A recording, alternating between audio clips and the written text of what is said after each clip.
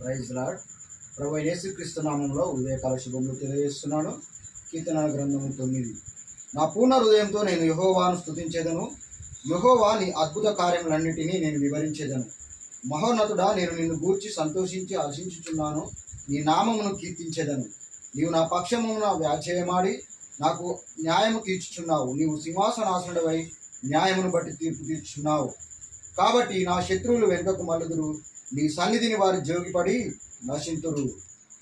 ఉదయకాల సమయంలో దేవుడు మరి ఇజ్రాయేల్ జనాంగాన్ని ఐగుప్తు దేశం నుంచి బానిసలుగా ఉన్నటువంటి వారిని విడిపిస్తానని దేవుడు మరి మాట్లాడుతున్నాడు. కాబట్టి నా పూర్ణ హృదయంతో నేను యెహోవాను స్తుతించేదని అంటున్నాడు కీర్తనకారుడు. మనము దేవుణ్ణి పూర్ణ హృదయంతో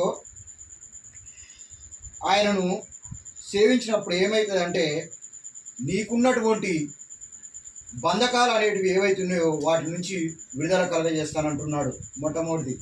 రెండవది, శాశ్వతంగా ఆయన సింహాసనాసనుడై ఉన్నాడు, ఆయన లోకములకు తీర్పు తీర్చుచున్నాడనే వర్ణన ఖచ్చితంగా కనబడుతున్నది.